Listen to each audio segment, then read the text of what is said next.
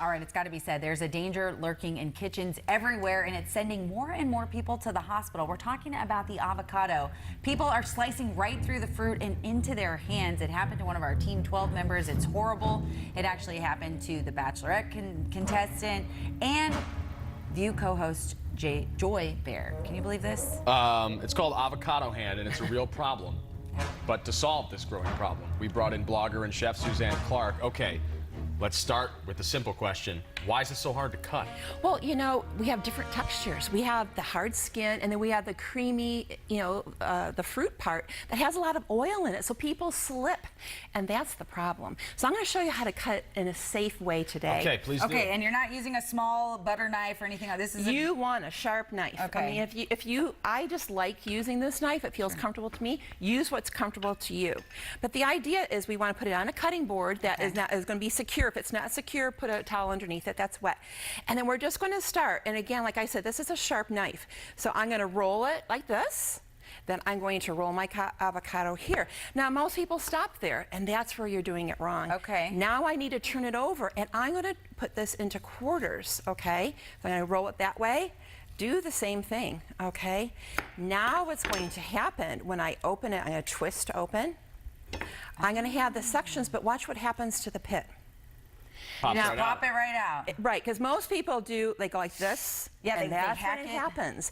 The other thing people do is they take their knife and they go to scoop out the avocado. That is not a good idea either. You want to take a metal spoon and you want to just slice it right out, and look how nice that comes out. Yeah, because I know a lot of people worry about wasting some of it, so they want to make sure they get it on. But you know what? We have a curved spoon. I can go back. If I was making guacamole, I just keep on scraping this up. But see, now I have these nice slices, so now I can just take my knife. I could honestly now cut it with a butter knife if I wanted to. So, you know, once you get that, you want to do it. You also don't want to put the avocado in your hand and take the knife to score it, because a lot of people do that. That's another big no-no. Just remember, take the extra time to get a metal spoon and scoop it right out. And we know a lot of people are getting the avocados. This is the time to make that guacamole, but you're showing us a little bit something different today. It smells amazing. Well, I wanted to show something healthy. You know, avocados are healthy, and this is a great option for many people to make as a side dish. You can make this ahead and bring it to work. Oh. Okay, so it's a good idea. So let's go ahead, and in this bowl I have 2 cups of roasted cooked corn. I have black beans that have been rinsed and drained, and jicama. I love jicama because you get that nice little crunch. So next I'm going to go ahead, let's go ahead and add the cilantro. I have fresh cilantro here. I have a ½ cup of red onion. This is easy. You know, this is really a stir and dump kind of a deal. Yeah. Not too hard to make, probably a lot of the ingredients you have around your house. Now, next I'm going to add my tomatoes. Okay, and you said you use canned tomatoes for this. Why is that? Yeah, there's a reason. Because these tomatoes right here have the chilies already in them, and it almost marinates them. And this brand right here is a really great brand. It has all the extra flavors in it, nice and fresh. I'm going to put the lime juice directly on my avocado to help from browning.